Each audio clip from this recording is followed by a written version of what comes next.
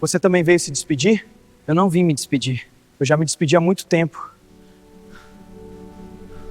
Na noite mais sagrada do ano cristão, um jovem universitário cético e dilacerado pela dúvida entra por acaso em uma igreja iluminada por velas.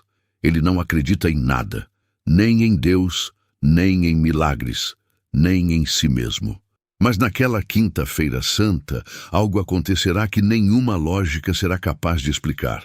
Um encontro com um adolescente que morreu em 2006 e que, segundo milhões de pessoas ao redor do mundo, passou sua curta vida inteira perseguindo um único segredo. O segredo escondido dentro de uma hóstia consagrada. O que esse jovem verá, ouvirá e sentirá naquela noite irá despedaçar todas as suas certezas e reconstruir, tijolo por tijolo, algo que ele nem sabia que havia perdido. A capacidade de acreditar no invisível. Inscreva-se no canal agora mesmo e deixe nos comentários de onde você está assistindo. Sua presença aqui faz toda a diferença e você não vai querer perder nenhuma história como essa. A chuva começou às 10 da noite, como se o céu tivesse esperado o momento certo para abrir. Não era uma chuva gentil, daquelas que chegam mansamente e molham o chão em silêncio. Era uma chuva funda, de Semana Santa, carregada de um peso que vai além da água. O tipo de chuva que faz as pessoas pararem o que estão fazendo e olharem pela janela sem saber exatamente o que estão procurando. Lucas Ferreira tinha 23 anos, cabelos escuros e olhos que pareciam sempre estar resolvendo um problema que ninguém mais via. Era estudante de física na Universidade de São Paulo, terceiro ano, bolsista, o tipo de jovem que desmonta argumentos com a mesma facilidade com que outros montam móveis de manual. Tinha crescido em uma família católica do interior, mãe que rezava o rosário toda manhã, pai que servia como ministro da Eucaristia há 20 anos, avó que tinha uma imagem de Nossa Senhora em cada cômodo da casa, e tinha, com 18 anos, decidido que tudo aquilo era belo, mas não era real. Que a fé era um mecanismo psicológico de enfrentamento, que a Eucaristia era pão, que Deus era uma hipótese desnecessária. Naquela noite de Quinta-feira Santa, Lucas estava sentado no seu apartamento minúsculo, no bairro do Butantã, em São Paulo, com uma xícara de café frio na mão e um artigo científico aberto no computador que ele não conseguia ler. Havia uma inquietação estranha nele há dias, não exatamente tristeza, não exatamente ansiedade, mas algo parecido com um cômodo vazio dentro do peito que ressoa quando o vento passa. Sua mãe tinha ligado na semana anterior e pedido com aquela voz mansa e persistente de sempre que ele fosse à missa do lava-pés. Ele tinha dito que ia pensar, sabia que não ia. Mas às 10:30 da noite, de alguma forma que ele nunca conseguiria explicar adequadamente para nenhum amigo, Lucas Ferreira se levantou da cadeira, pegou o guarda-chuva encostado atrás da porta, um guarda-chuva que ele nem lembrava ter comprado, e saiu para a chuva.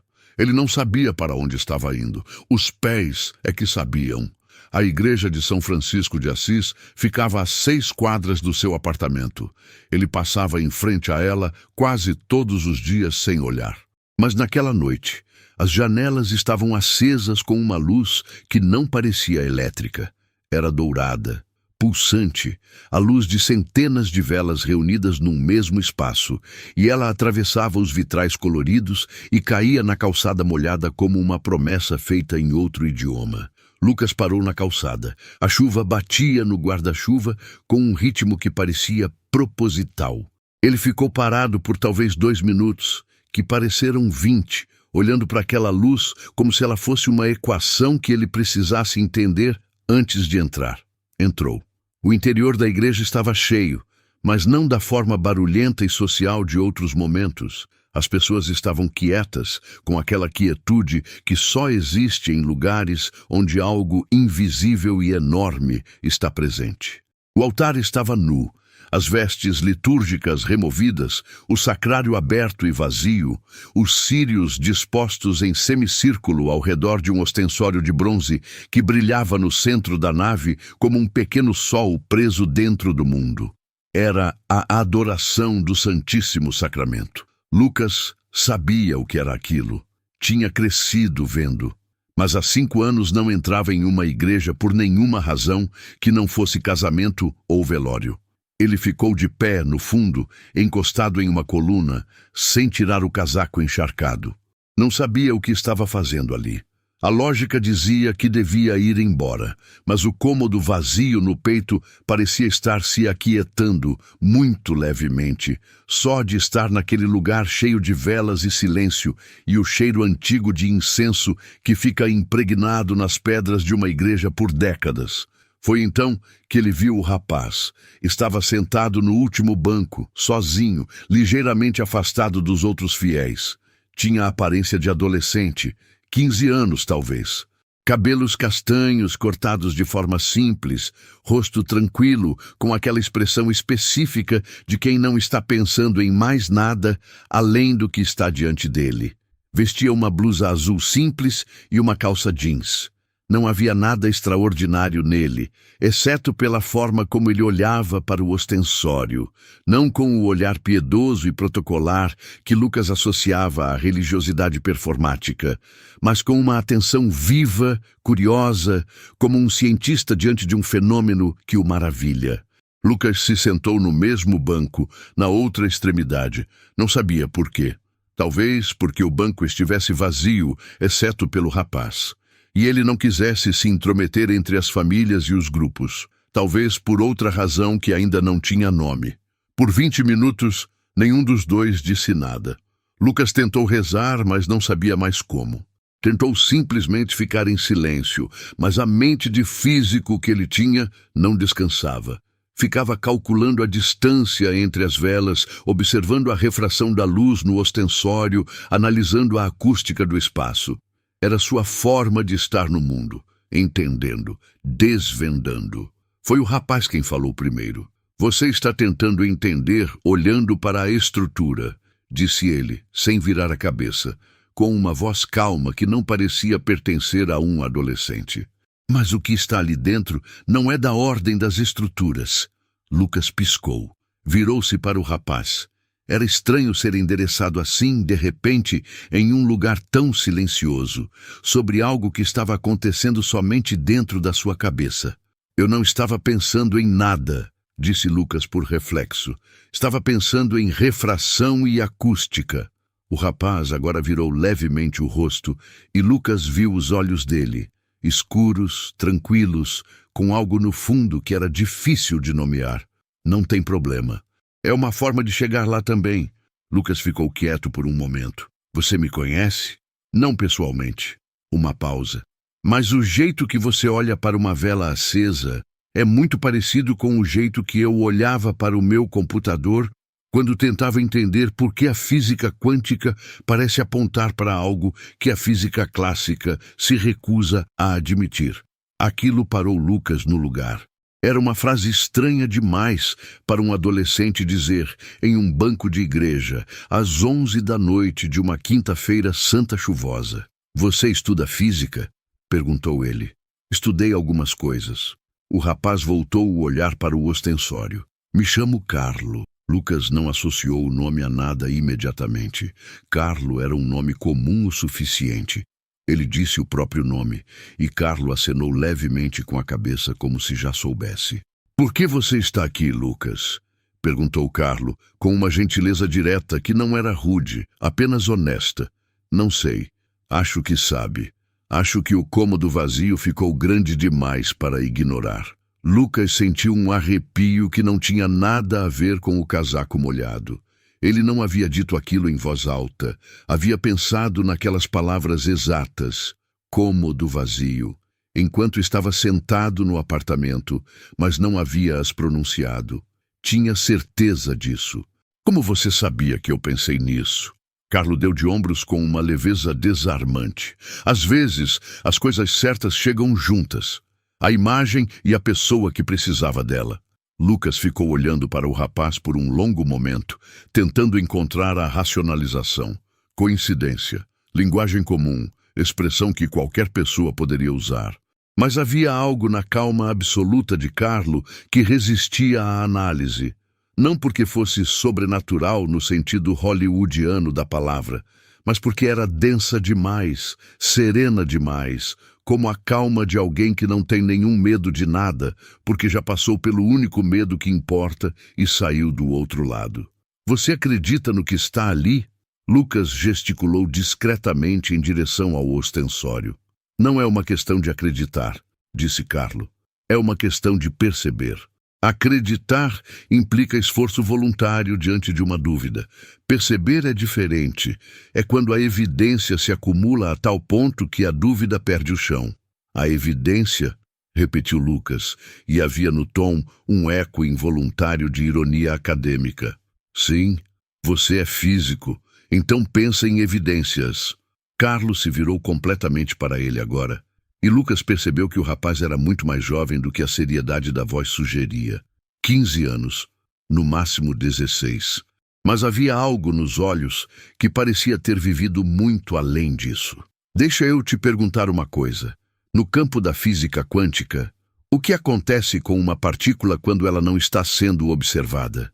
Lucas fez uma pausa involuntária. Era uma pergunta genuína, tecnicamente precisa. Ela existe em superposição de estados. Potencial puro só colapsa para um estado definido quando é observada. Então a observação, a atenção consciente, tem poder de colapsar o indeterminado para o real. Carlo disse isso com a naturalidade de quem está descrevendo o tempo lá fora. O que você acha que acontece quando 100 pessoas numa sala dirigem toda a atenção, todo o desejo, toda a esperança para um único ponto no espaço? Isso é uma analogia. Física quântica não se aplica em escala macroscópica dessa forma. Tem certeza disso? Todos os modelos que temos indicam. Os modelos que temos foram construídos para descrever o que já vimos. Carlo falou com uma calma que não era arrogância, era mais parecida com paciência. Mas o que é aquilo ali? Ele apontou para o ostensório. Do ponto de vista material, trigo, água, fermento, calor, uma hóstia, correto? Correto. E do ponto de vista histórico, um ritual que existe há 2000 anos, praticado por mais de 1,2 bilhão de pessoas no mundo, em cada cultura, em cada língua, em cada continente, sem exceção de contexto histórico ou geográfico. Carlo disse isso sem pressa, como se estivesse abrindo arquivos numa mente organizada. E do ponto de vista dos fenômenos documentados, há mais de 150 milagres eucarísticos registrados e estudados pela ciência, em que tecido humano vivo foi encontrado dentro de hóstias consagradas, tecido cardíaco, músculo do coração humano, em estado vivo, em alguns casos, por séculos. Lucas ficou em silêncio. Eu conheço esses relatos, disse ele depois de um momento. Eles não são aceitos pela ciência mainstream. Não são aceitos por alguns cientistas que escolheram não analisá-los. Existe uma diferença enorme entre as duas afirmações. Carlo olhou de volta para o ostensório e havia em seu rosto algo que Lucas só conseguiria descrever mais tarde, horas depois, como amor. Não o amor sentimental e performático, mas o amor como estado de percepção aguçada, como quando você entende profundamente uma coisa e esse entendimento te aquece por dentro. Em Lanciano, na Itália, uma hóstia se transformou visivelmente em tecido e sangue no século VIII. Esse tecido foi analisado pela primeira vez de forma científica moderna em 1970 pelo professor Odoardo Linoli, chefe de anatomia da Universidade de Arezzo. O resultado, tecido muscular cardíaco humano, sangue tipo AB, sem sinais de conservante, sem decomposição. Nenhuma explicação científica conhecida para o estado de preservação. Lucas conhecia o caso de Lanciano. Tinha lido sobre ele anos antes, justamente para descartá-lo. Mas ouvir Carlo descrevê-lo com aquela precisão técnica, naquele contexto, naquela hora, produzia um efeito diferente. Era como ouvir uma equação que você sempre tratou como abstrata ser aplicada a um problema real que está diante dos seus olhos. Por que você sabe tudo isso? Perguntou Lucas. Carlo sorriu pela primeira vez. Era um sorriso jovem, genuíno, com algo de traviesso nele. Eu fiz uma exposição sobre isso. Viajei por muitos lugares documentando os milagres eucarísticos. Era o projeto mais importante da minha vida. Uma pausa. De uma certa perspectiva. Que perspectiva? Carlo não respondeu diretamente. Em vez disso, disse: Você sabe o que Jesus disse na última ceia? Na noite que essa liturgia está comemorando agora, essa noite exata? Isto é o meu corpo. Eu cresci na igreja. Cresceu na igreja, mas nunca parou para fazer a pergunta que um físico deveria fazer. Carlos se inclinou levemente para a frente, e havia uma intensidade nova na voz. Não urgência, mas foco. Se o Criador do Universo, o princípio inteligente que organizou a matéria a partir do nada, que estabeleceu as constantes físicas com uma precisão tão absoluta que uma variação de 1 em 10 à potência de 120 produziria um cosmos sem estrelas. Se esse princípio quis se tornar presente de forma real no mundo, qual seria o método mais adequado? Uma aparição visível? Uma voz no céu? Ou algo mais sutil, mais profundo, mais compatível com a natureza da realidade como você a conhece? Lucas não respondeu, não porque não tivesse resposta, mas porque a pergunta estava desarmando algo dentro dele mais rápido do que ele conseguia reforçar. A física moderna, continuou Carlo, estabelece que a matéria é 99,9% espaço vazio, que o que chamamos de sólido é uma dança de campos de energia, que a distinção entre partícula e onda depende do observador, que o tempo não é linear, que o universo tem pelo menos 11 dimensões que não conseguimos perceber. Carlo fez uma pausa. Dada essa realidade, o que exatamente faz você ter certeza de que sabe o que é ou não é possível dentro de uma hóstia consagrada? A chuva lá fora havia diminuído para um murmúrio. As velas crepitavam levemente no altar. Um dos sacerdotes estava ajoelhado em adoração. A maioria dos fiéis tinha os olhos fechados. Lucas olhou para o ostensório. Havia algo diferente na forma como ele estava vendo agora. Não uma visão sobrenatural, não uma luz que não existia, mas uma presença.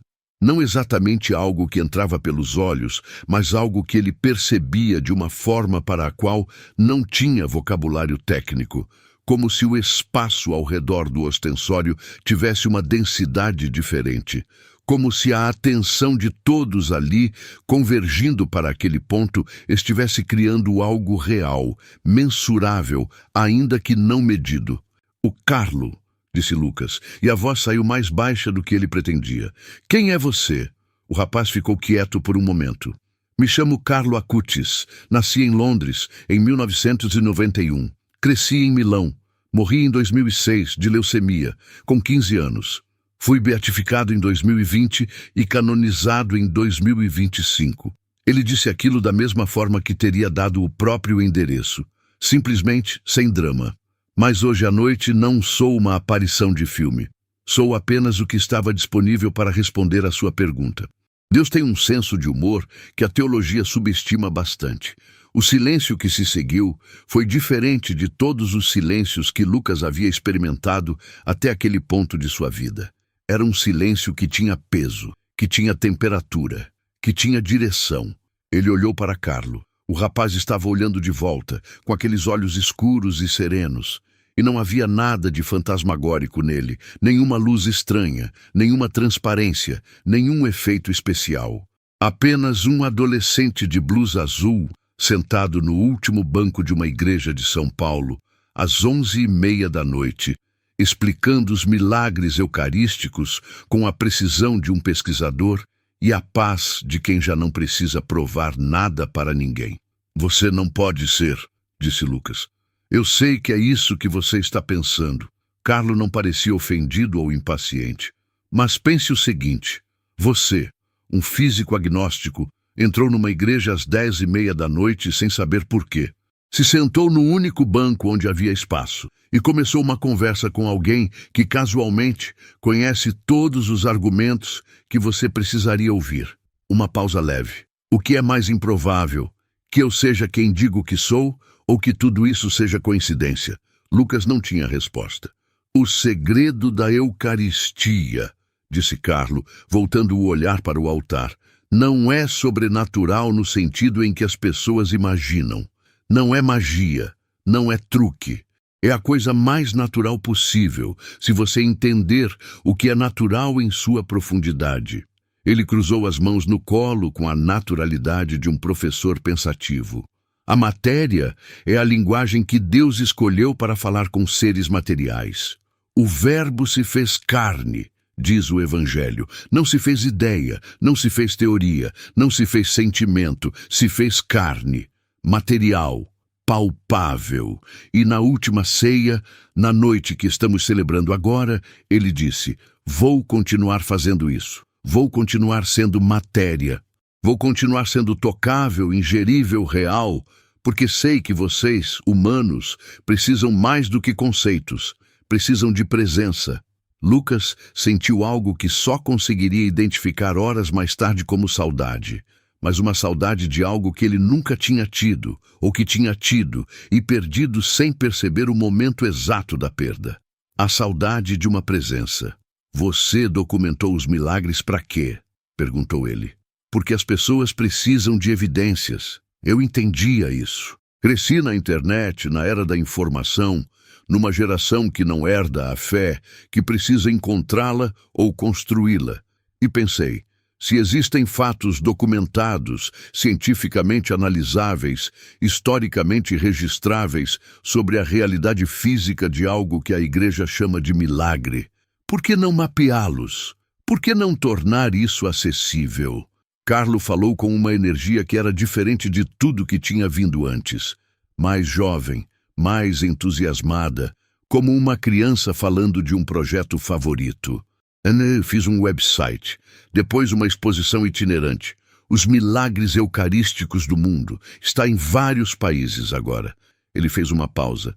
Mas o ponto nunca foi convencer pela força dos dados. O ponto era mostrar que os dados não contradizem a fé, que a razão e a contemplação não são inimigas, que você pode ser físico e ajoelhar aqui ao mesmo tempo. Lucas olhou para o espaço à sua frente, para o ostensório dourado no altar, para a hóstia branca e pequena no centro, exposta na luneta de metal, iluminada por velas.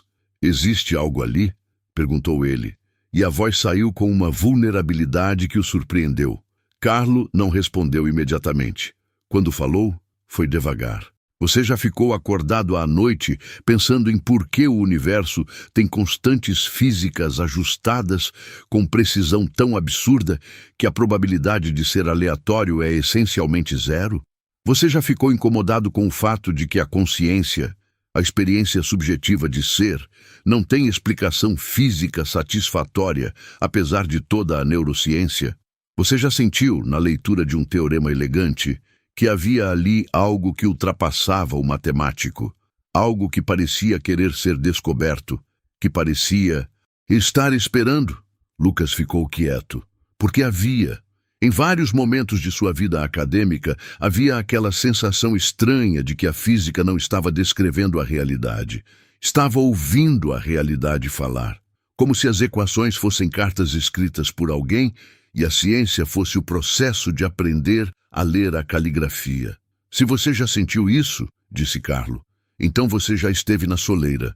O que está ali no altar é o mesmo princípio que escreveu as equações. Só que nessa forma específica, ele escolheu ser pequeno, escolheu ser discreto, escolheu ser ingerível, porque a maior demonstração de poder possível não é o trovão, é a humildade. É o infinito que decide caber numa hóstia para poder ser encontrado por alguém como você, num banco de igreja, numa noite de chuva, quando o cômodo vazio ficou grande demais. Lucas não percebeu o momento exato em que os olhos encheram. Não era choro dramático, não era colapso emocional. Era um derretimento silencioso de algo que havia ficado congelado por 5 anos, a capacidade de ser tocado por algo maior do que si mesmo. Ele ficou olhando para o ostensório por um longo tempo. Quando virou para falar com Carlo, o banco estava vazio. Não havia ninguém. Não havia calor de corpo, não havia impressão de assento, não havia nada que indicasse que alguém havia estado ali, exceto, talvez, um leve perfume que Lucas não conseguiu identificar, floral e limpo, que permaneceu por mais alguns segundos antes de se dissipar completamente. Lucas ficou no banco por mais 1 hora. Não rezou com palavras, não tinha vocabulário adequado ainda. Ficou apenas olhando e deixando que aquele olhar fosse o que precisava ser. Não análise, não ceticismo, não crença performática, simplesmente atenção, simplesmente presença diante de uma presença. Quando a adoração terminou e o sacerdote tomou o ostensório para recolher o Santíssimo, Lucas ficou sentado até que quase todos haviam saído. Depois se levantou devagar, como alguém que acabou de acordar de um sonho que era mais real do que a vigília, e foi até o altar. Ficou de pé diante do lugar onde o ostensório havia estado. O altar estava agora mais simples, as velas começando a ser apagadas uma a uma pelos acólitos. Mas o espaço ainda tinha aquela densidade diferente que ele havia percebido mais cedo. Ou talvez fosse ele mesmo que estava diferente agora, com os sensores calibrados de outra forma. Um dos sacerdotes se aproximou. Um homem de uns 60 anos, cabelos brancos, rosto gentil. "Posso ajudá-lo?" perguntou o padre. "Eu estava aqui durante a adoração." Lucas hesitou. Havia um rapaz sentado no último banco. Adolescente, blusa azul, cabelos castanhos. "Você sabe quem é?" O padre piscou levemente. "O último banco esteve vazio essa noite. Eu notei porque é incomum para a Quinta-feira Santa.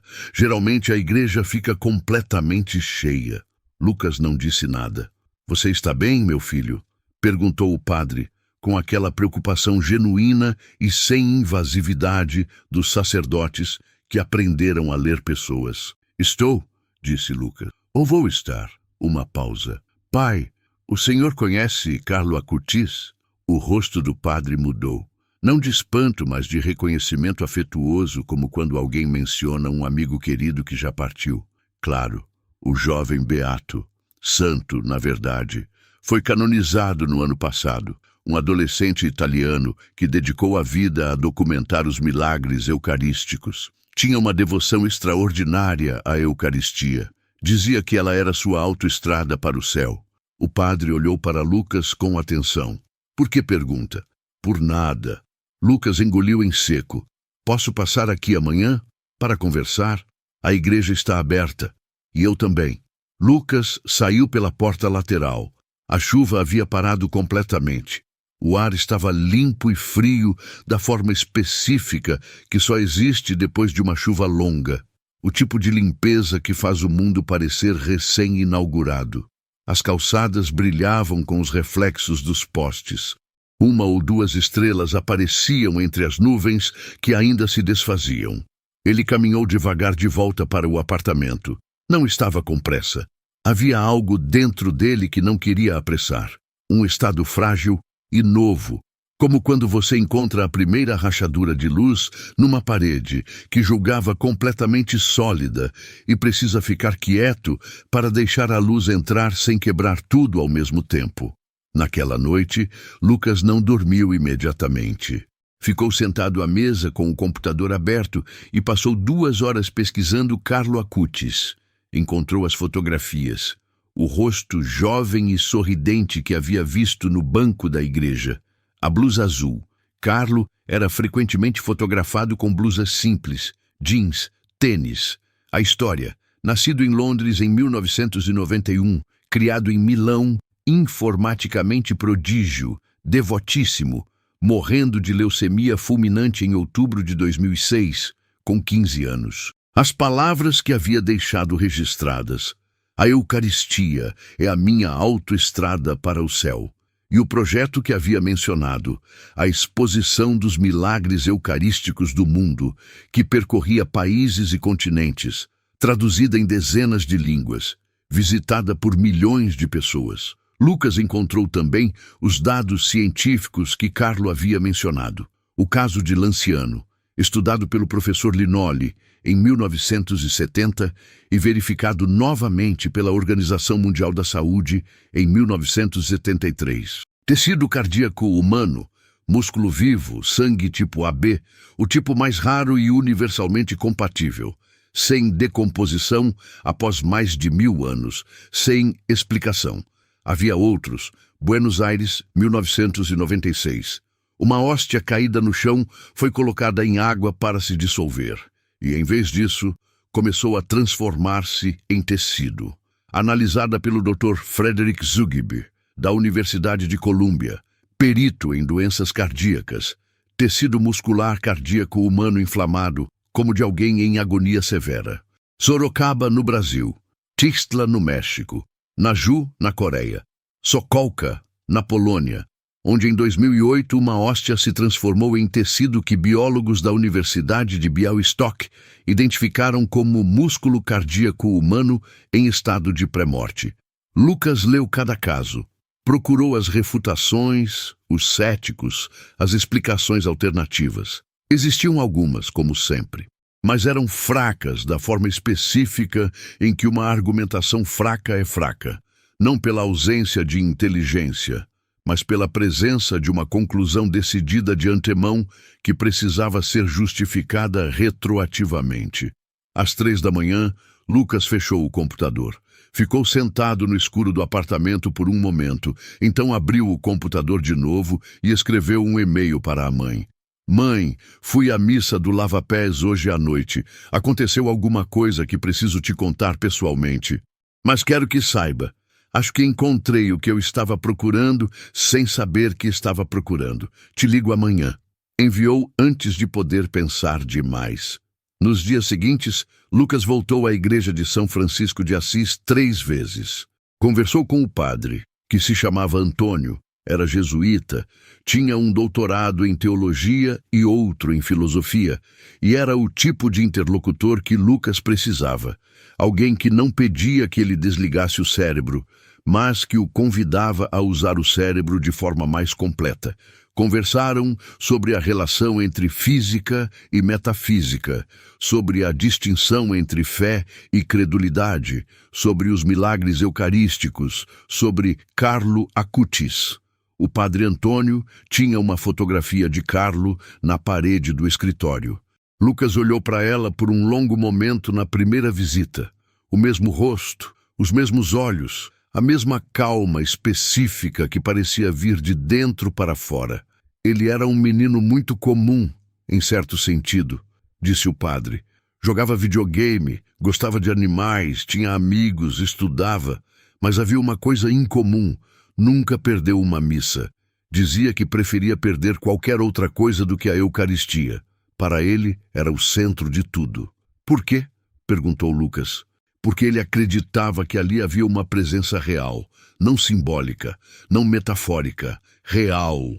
O padre fez uma pausa e passava tempo considerável tentando mostrar isso para outras pessoas, usando a linguagem que elas entendessem.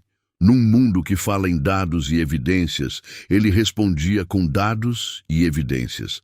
Mas a motivação era sempre a mesma. Ele queria que as pessoas encontrassem o que ele havia encontrado. Porque o que ele havia encontrado era, para ele, a coisa mais importante da existência. Lucas entendeu isso de um jeito que não havia entendido quando Carlo havia dito a mesma coisa no banco da igreja. Compreendeu a lógica interna daquele projeto.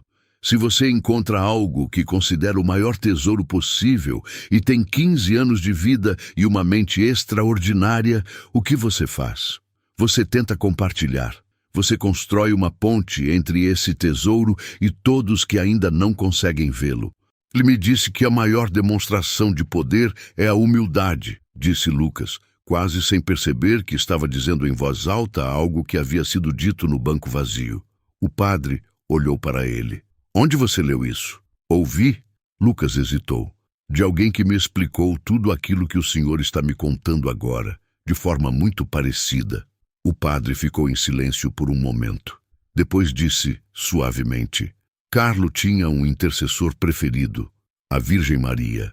Mas eu já ouvi relatos de pessoas que viveram experiências inesperadas depois de pedidos a ele, especialmente em questões de fé, de retorno à igreja. Ele olhou para Lucas com atenção. Não vou dizer o que aquilo foi ou não foi, mas vou dizer o seguinte: o fruto é o que importa, e o fruto aqui é você, sentado nessa cadeira com perguntas reais. Lucas assentiu devagar. Nos meses seguintes, Lucas Ferreira passou por um processo que ele mesmo descreveria não como conversão, palavra que implica uma virada brusca, mas como calibração. Como quando você ajusta a lente de um telescópio e o que estava desfocado vai tomando forma sem que nenhum elemento novo tenha sido adicionado. Apenas a perspectiva foi corrigida. Ele continuou sendo físico, continuou estudando, pesquisando, publicando, mas passou a carregar consigo uma camada a mais de percepção. A consciência de que as equações descrevem uma realidade que é mais do que as equações. Que o universo é uma frase e frases têm autores. Que a matéria é a linguagem escolhida por alguém para se comunicar com seres materiais. E toda quinta-feira santa, sem falta, ele voltava à igreja de São Francisco de Assis para a adoração do Santíssimo. Sentava sempre no último banco. Não porque esperasse reencontrar o rapaz de blusa azul, havia feito as pazes com o fato de que alguns encontros acontecem uma vez e são suficientes, mas porque havia algo naquele lugar específico, naquele banco de madeira áspera, perto da coluna úmida, de onde se via o ostensório lá no altar, que mantinha dentro dele a qualidade de atenção que Carlo havia demonstrado naquela noite. Não a atenção que analisa, mas a atenção que contempla, não o olhar que desmonta, mas o olhar que recebe. E às vezes, em momentos de silêncio especialmente denso, Lucas sentia aquele perfume leve e limpo que não conseguia identificar, floral, discreto, passageiro, e então ficava ainda mais quieto, como se para não espantar algo que havia vindo por livre vontade e podia partir da mesma forma. Ele nunca mais chamou a Eucaristia de pão, não porque lhe tivessem pedido, não porque as evidências o tivessem esmagado com peso irresistível, mas porque havia entendido, naquela quinta-feira santa de chuva e velas e banco vazio, que havia uma diferença fundamental entre saber o que alguma coisa é feita e saber o que alguma coisa é. A água é hidrogênio e oxigênio, e é também o que apaga a sede, o que batiza, o que a saudade tem. A luz é onda eletromagnética, e é também o que guia, o que revela, o que os olhos procuram no escuro. E uma hóstia de trigo e água, consagrada por palavras de 2000 anos de idade, diante de 100 pessoas ajoelhadas com o coração aberto, numa noite de chuva, em abril. Uma hóstia é o que é. E é também o que Carlo Acutis passou sua vida inteira tentando mostrar para o mundo antes que o tempo se esgotasse. A presença de algo que não cabe em nenhuma equação, mas que não contradiz nenhuma delas. Que habita a matéria como a alma habita o corpo, que esperou em silêncio e branco no centro de um ostensório de bronze, até que um jovem físico agnóstico entrasse pela porta errada na hora certa e ficasse quieto o suficiente para ouvir. E assim, naquela quinta-feira santa, o cômodo vazio ficou cheio, não de respostas, de presença, que é, no fim, o único preenchimento que dura. Essa história é um convite para que você também faça a pergunta que Lucas demorou anos para formular. O maior ato de coragem não é a certeza, é a abertura, a disposição de ficar quieto o suficiente para ouvir o que o silêncio tem a dizer. Carlo Acutis viveu 15 anos e deixou para o mundo uma mensagem simples. O maior tesouro da existência está disponível, real, esperando, E cabe a cada um de nós decidir se vamos olhar para ele ou passar em frente mais uma vez. Lucas escolheu parar e tudo mudou. Não de uma vez, não com trovões, mas da única forma que as mudanças verdadeiras acontecem, devagar, por dentro, como a luz que entra pela fresta antes de iluminar o quarto inteiro. Se essa história tocou algo em você, inscreva-se no canal agora e deixe nos comentários de onde você está assistindo. Sua presença aqui importa e cada história que contamos é feita para pessoas como você, que ainda acreditam que palavras podem mover o que está parado por dentro.